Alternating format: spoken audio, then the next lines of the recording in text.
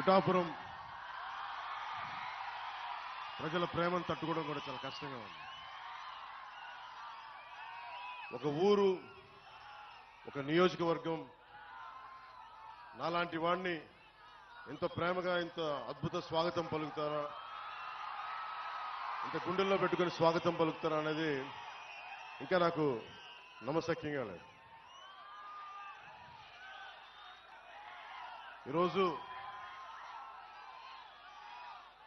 పిఠాపురం అభివృద్ధి మిగతావన్నిటిని మాట్లాడుకోబోయే ముందు ఒకసారి ఏ పరిస్థితిలో ఉన్నాం మనం ఇక్కడ. ఈ వైసీపీ ఫ్యాన్ కి సౌండ్ ఎక్కువ, గాలి తక్కువ. సో ఆ సౌండ్ ఎక్కువ, గాలి తక్కువ ప్రభుత్వం గురించి మాట్లాడుకోబోయే ముందు నేను ప్రత్యేకించి మన పిఠాపురం నేల యొక్క విశిష్టత, దీని ప్రాముఖ్యత, అలాంటి నేలకి పెద్దలు తెలుగుదేశం ఇన్ఛార్జ్ శ్రీ వర్మ గారు ముందుకొచ్చి బలమైన నాయకులైంది కూడా పొత్తు ధర్మం ప్రకారం ఆయన పోటీ నుంచి తప్పుకొని పొత్తు ధర్మంలో జనసేనని గెలిపించే బాధ్యత వారు తీసుకున్నందుకు ప్రత్యేకించి వర్మ గారికి నా హృదయపూర్వక ధన్యవాదాలు తెలుపుకుంటా ఉన్నాను. అలాగే బీజేపీ నాయకులు ఇన్ఛార్జ్ శ్రీ బుర్రా కృష్ణరాజు గారికి కూడా ప్రత్యేకించి నా హృదయపూర్వక ధన్యవాదాలు, నమస్కారాలు.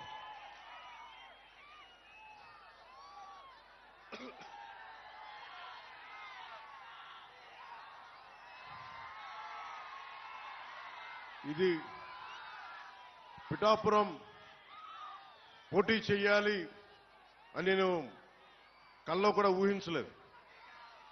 నాకు ఇన్ని దశాబ్దాలుగా, దాదాపు 1.5 దశాబ్దంగా సమస్యల మీద పనిచేసుకోవడం తెలుసు తప్ప నేను ఒక పోటీ చేయాలి, నేను ఒక నియోజకవర్గాన్ని ఎస్టాబ్లిష్ చేసుకోవాలి, స్థాపించుకోవాలి అన్న ఆలోచన నాకు రాలేదు.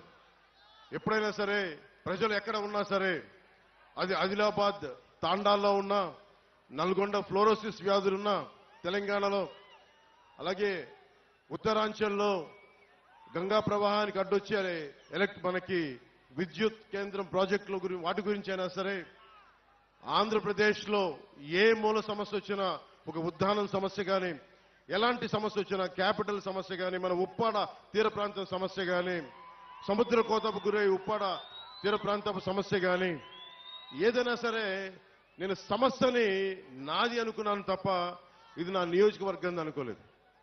అలాంటిది నన్ను మీరందరూ కోరి 1 లక్ష మెజారిటీతో గెలిపించకపోతే మాది పిఠాపురమే కాదు అని మీరందరూ మనస్ఫూర్తిగా, ప్రేమగా మీరు మాట చెప్పినందుకు నేను రుణగ్రస్తుని. మీకు నేను ఎక్కువ మాటలు చెప్పే వ్యక్తిని కాదు.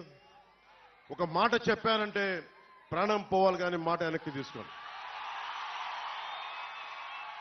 మీకు అందరికీ అనిపించవచ్చు, నువ్వు రాష్ట్ర స్థాయి మొత్తం తిరుగుతా, మా నియోజకవర్గం భవిష్యత్తులో నీ చేతుల్లో పెడతాం, నువ్వు ఎట్లా చేయగలవు అని మీ అందరికి కూడా ఎంత ప్రేమగా ఉన్నా కానీ ఒక మనసులో ఒక మాట ఉంది, భావన ఉండొచ్చు. దానికి ఒకటే సమాధానం చెప్తున్నా. పిఠాపురం నేను ఇప్పుడు దాకా ఏ ఒక్క ఊరిని కూడా నా స్వస్థలం చేసుకోలేదు. ఇది ఎందుకంటే మొత్తం సమాజం నా ప్రజలు అనుకున్నా, దేశం నా ప్రజలు అనుకున్నా, ఈ రాష్ట్రం అంతా నా ఊరు అనుకున్నాను, కానీ ప్రత్యేకించి ఒక్క ఊరిని నా స్వస్థలం అనుకోలేకపోయాను.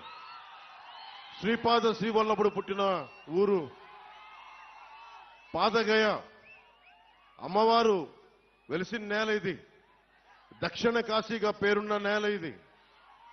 అలాంటి ఆంధ్ర బాప్టిస్ట్ చర్చ్ అని చెప్పి 1905లో ఎస్టాబ్లిష్ అయిన చర్చి ఉంది ఇక్కడ.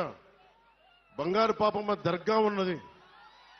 ఇవన్నీ అన్ని మతాల కలయిక, చాలా విశిష్టత ఉంది నేలకి.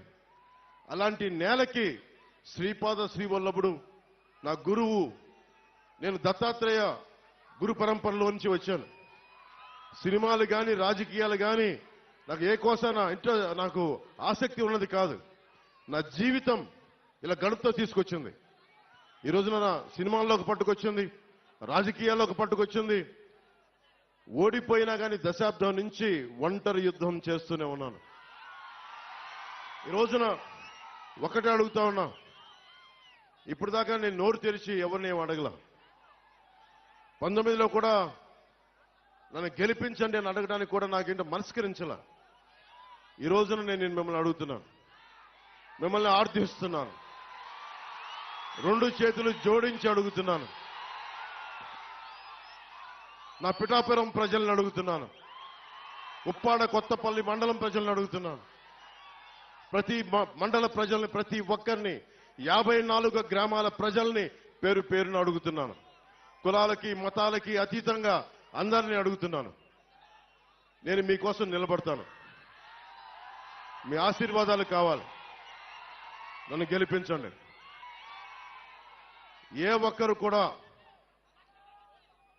ప్రతి ఒక్కరు కూడా ఇంత కష్టపడ్డారు. వర్మ గారి అనుభవం, మనకి తంగెళ్ళ ఉదయ్ కుమార్ గారి, ఉదయ్ శ్రీనివాస్ గారి ఉత్సాహం, వీటన్నిటినీ ముందుకు తీసుకెళ్లి, అలాగే మన కృష్ణరాజు గారి ఆలోచన విధానం, వీటన్నిటిని ముందుకు తీసుకెళ్లి, ముఖ్యంగా ఇంతమంది ఆడపడుచులు ఉన్నారు దారి పొడవుతా. ముఖ్యంగా హాస్పిటల్ సరిగ్గా లేదు, ప్రసూతి కేంద్రం సరిగ్గా లేదు. అది నేను ముందుగా రాగానే మేము చేయగలిగేది ముందు ఆసుపత్రుల్ని బాగు చేస్తాం.